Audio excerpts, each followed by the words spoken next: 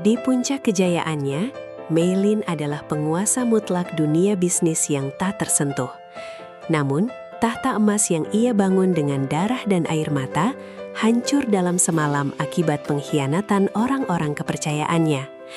Rapat pemegang saham yang seharusnya menjadi perayaan kemenangan berubah menjadi arena pembantaian karakter.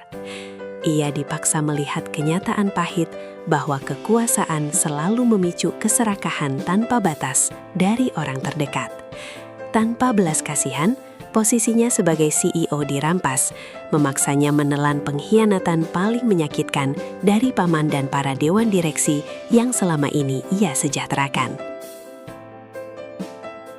Menolak untuk menyerah pada takdir yang kejam dan menghindari kejaran para pembunuh bayaran yang disewa oleh pamannya, Mei Lin melarikan diri dari hiruk-pikuk kota metropolis yang kini menjadi neraka baginya.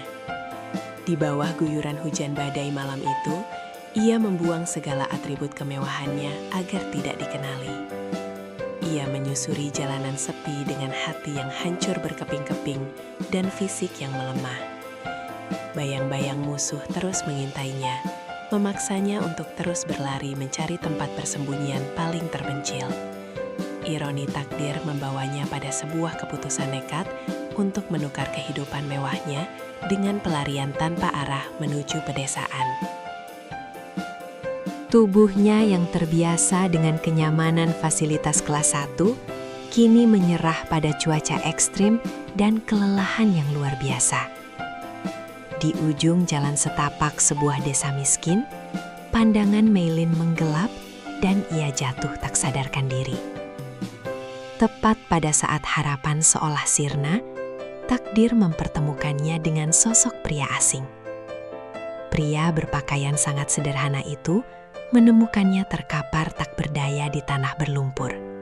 Tanpa mengetahui identitas asli wanita yang ditolongnya, pria itu dengan penuh kelembutan mengangkat tubuh dingin Mei Lin dan membawanya menuju kubuk kecilnya untuk memberikan pertolongan pertama.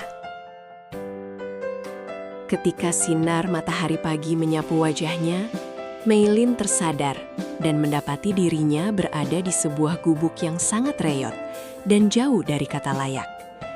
Ia yang sebelumnya tidur di atas ranjang sutra, kini harus berbaring di atas dipan kayu tua yang keras. Pria sederhana yang menolongnya semalam menyambutnya dengan senyuman hangat dan semangkuk bubur panas yang sederhana. Meski awalnya Mei Lin merasa asing dan waspada, kebaikan hati pria itu perlahan meruntuhkan tembok pertahanannya. Ia menyadari bahwa di tempat kumuh inilah ia mungkin bisa menemukan tempat persembunyian yang aman dari kejaran musuh.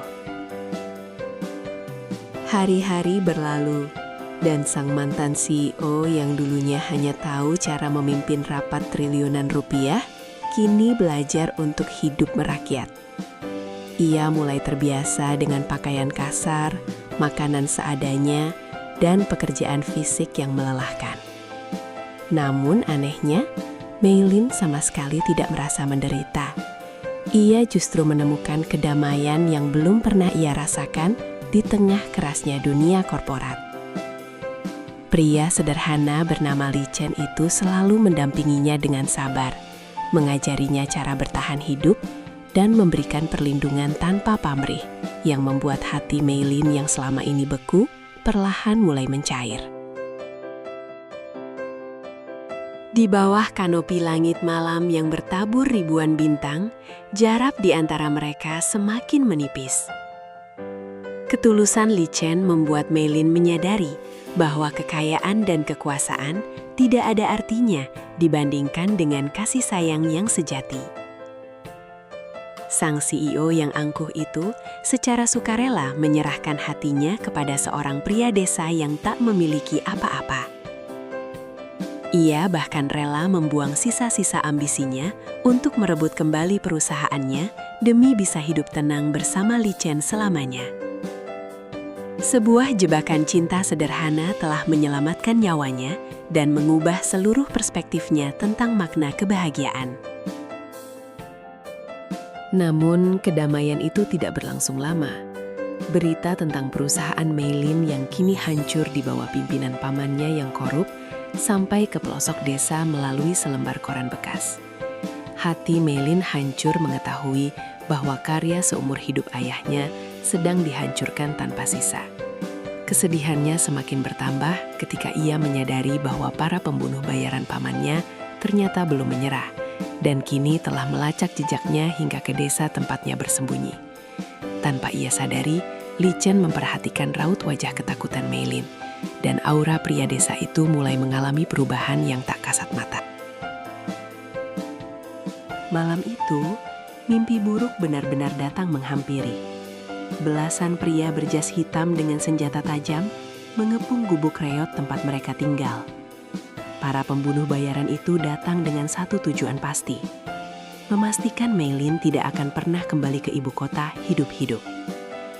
Meilin merasa sangat putus asa dan bersiap menyambut ajalnya.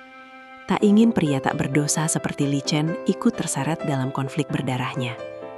Namun, pria yang selama ini ia kenal sebagai sosok lembut dan sederhana itu menolak untuk mundur dan justru melangkah maju menantang maut demi melindunginya. Apa yang terjadi selanjutnya membuat Meilin terpaku tak percaya. Pria yang biasanya membelah kayu bakar dengan senyum ramah itu kini menjelma menjadi mesin penuai nyawa yang sangat menakutkan. Hanya dengan beberapa gerakan bela diri tingkat tinggi yang mustahil dikuasai oleh orang biasa, Li Chen melumpuhkan seluruh pembunuh bayaran profesional itu dalam hitungan menit. Aura dingin dan mendominasi yang memancar dari diri Li Chen bukanlah aura seorang petani desa, melainkan aura seorang penguasa tiran yang terbiasa menundukkan dunia di bawah telapak kakinya. Sebelum Meilin sempat menanyakan apa yang sebenarnya terjadi, kehebohan kembali mengguncang desa kecil itu. Puluhan mobil mewah berwarna hitam legam berbaris membelah jalanan tanah yang berlumpur. Ratusan pengawal elit dengan jas seragam turun secara serentak, lalu membungkuk penuh hormat ke arah pria desa yang berdiri di samping Meilin. Ironi takdir akhirnya terungkap dengan cara yang paling mengejutkan. Pria sederhana yang menyelamatkan nyawanya dan merebut hatinya itu ternyata adalah Li Chen, pewaris tunggal kerajaan bisnis raksasa global yang kekuasaannya jauh melampaui gabungan seluruh perusahaan di ibu kota. Mengetahui identitas asli kekasihnya, Meilin menyadari bahwa takdir telah memberikannya senjata terkuat untuk membalas dendam. Li Chen tidak membiarkan wanita yang dicintainya terus menderita. Ia mengembalikan semua kehormatan Meilin dengan fasilitas nomor 1 yang tidak pernah terbayangkan sebelumnya. Dalam sekejap, pasangan yang sebelumnya hidup menderita di desa itu bertransformasi menjadi dua sosok dewa penguasa bisnis yang siap menghancurkan siapapun yang menghalangi jalan mereka. Dengan balutan pakaian super mewah dan dukungan kekayaan tanpa batas, Meilin kini siap untuk mengambil kembali tahta emasnya. Pintu kaca gedung perusahaan raksasa itu terbuka lebar saat Meilin melangkah masuk, menghentikan seluruh aktivitas di lobi seketika. Kehadirannya yang tiba-tiba bagaikan hantu yang bangkit dari kubur bagi para pengkhianat yang mengira ia telah tewas. Namun kali ini, ia tidak datang sendirian. Kehadiran Li Chen di sisinya memancarkan aura tekanan intimidasi yang membuat udara di dalam gedung terasa sesak. Para dewan direksi dan pamannya yang sedang mengadakan perayaan di lantai atas langsung memucat pasi ketika mendengar kabar bahwa sang CEO yang sah telah kembali dengan membawa bala bantuan dari keluarga konglomerat paling ditakuti. Tidak ada pertarungan fisik yang dibutuhkan, karena di dunia bisnis, modal dan kekuasaan adalah pedang yang paling mematikan. Hanya dengan menjatuhkan satu dokumen akuisisi ke atas meja rapat, Li Chen menghancurkan seluruh rencana kudeta sang paman menjadi debu. Kerajaan bisnis pamannya dibeli secara paksa dalam hitungan detik, mengubah para pengkhianat sombong itu menjadi gelandangan yang dibebani utang triliunan rupiah. Mereka semua jatuh berlutut, memohon belas kasihan Bikaki Meilin dengan air mata penyesalan. Namun sang mantan CEO telah belajar bahwa belas kasihan tidak berlaku untuk seekor ular berbisa. Setelah membersihkan seluruh hama yang merusak perusahaannya, Mei-lin akhirnya kembali menduduki kursi CEO yang sempat dirampas darinya. Tahta emas itu kini terasa jauh lebih kokoh karena dibangun di atas fondasi cinta dan kepercayaan yang tak tertembus. Ia telah membuktikan bahwa meskipun pernah dibuang ke titik terendah, ia mampu bangkit menjadi lebih kuat. Li Chen berdiri di belakangnya, bukan sebagai atasan, melainkan sebagai pasangan setara yang siap membakar dunia jika ada yang berani menyentuh sehelai pun rambut wanita yang dicintainya. Kemenangan ini adalah pembalasan dendam yang paling manis. Dari atas penthouse tertinggi di ibu kota, mereka berdua menatap cakrawala kota yang kini berada dalam genggaman mereka. Ironi takdir telah memainkan perannya dengan sangat indah.